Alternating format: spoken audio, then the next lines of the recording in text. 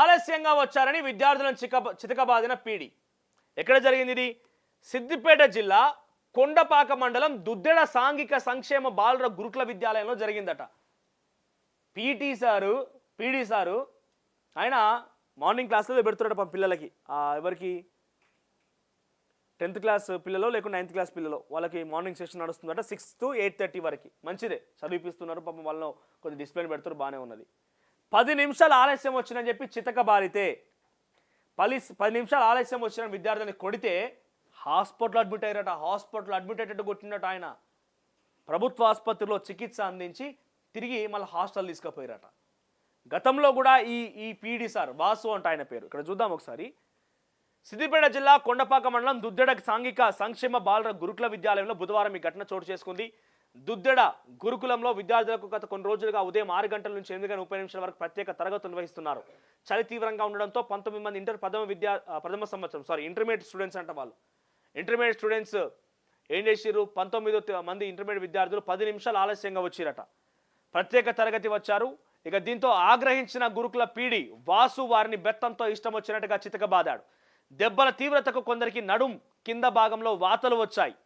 విషయం తెలుసుకుని ఇక్కడ వారిని గాయపడిన వారిని 2 విద్యార్థులను వారి తల్లిదండ్రులకు సమాచారం ఇవ్వకుండా సిద్దిపేట ప్రభుత్వ ఆసుపత్రికి తరలించారు. వైద్య పరీక్షల అనంతరం పాఠశాలకు తీసుకొచ్చారు. గురుకులానికి చేరుకొని ఉపాధ్యాయులపైన విద్యార్థుల తల్లిదండ్రులు మండిపడ్డారు. గతంలోనూ ఇలాగే వాసు అనేటువంటి ఈ పీడి విద్యార్థుల పట్ల ఈ రకంగా ప్రవర్తించడంతో తల్లిదండ్రులు ఉన్నతాధికారులకు ఫిర్యాదు చేసినా ఏం ఉపయోగం లేకుండా పోయిందట.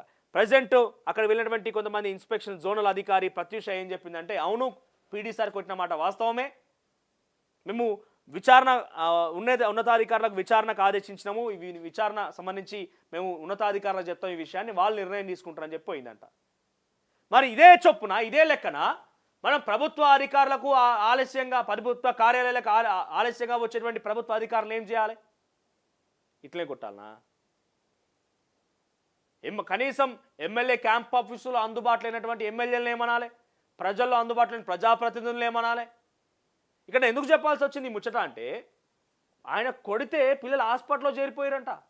హాస్పిటల్లో చికిత్స తీసుకుంటున్నారు, ఇప్పుడిప్పుడే కోలుకుంటున్నారని చెప్తుంది. ఇక్కడ చూడండి, ఇగో గాయపడిన 2 విద్యార్థులకు ఆసుపత్రిలో చికిత్స చేయించామని, ప్రస్తుతం వారు కోలుకుంటున్నారని వివరించారు. ఇప్పుడిప్పుడే కోలుకుంటున్నారంట. అంటే హాస్పిటల్లో పడి చికిత్స తీసుకునేంత కొట్టిండు ఆయన.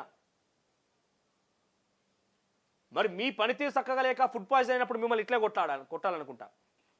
పాపం పిల్లలు చదువుకోవాలి, వాళ్ళు మీరు చెప్పినట్టుగా టైంకి రాలేరు, వాళ్ళ మీద ఈ రకంగా ఇష్టానుసారంగా దాడి చేసి కొట్టి గాయపరిచి హాస్పిటల్లో వండబెట్టిరు. రేపటి రోజున ఫుడ్ పాయిజన్ ఘటనలో కనుక ఇట్లాంటివి జరిగితే, ఫుడ్ పాయిజన్ ద్వారా పిల్లలు ఇబ్బంది పడితే, పిల్లలకి ఏదైనా జరిగితే మరి మీ తప్పున్నదిగా మిమ్మల్ని ఇట్లా కొట్టమంటారా? మరి మీ నిర్లక్ష్యం ఉన్నది కదా. విద్యార్థుల తల్లిదండ్రులు ఇట్లా ఆగ్రహించి మీ మీద ఇట్లా దాడి చేస్తే ఎట్లా ఉంటుంది? ఇంత దుర్మార్గం. పిల్లలు హాస్పిటల్ అడ్మిట్ అయితే కొట్టినట్టు ఆయన. ఇంక ఇది ఒకటి బాగుంది, ఇది మీ టికెట్ అని తీసుకొచ్చారంట యాప్. ఇది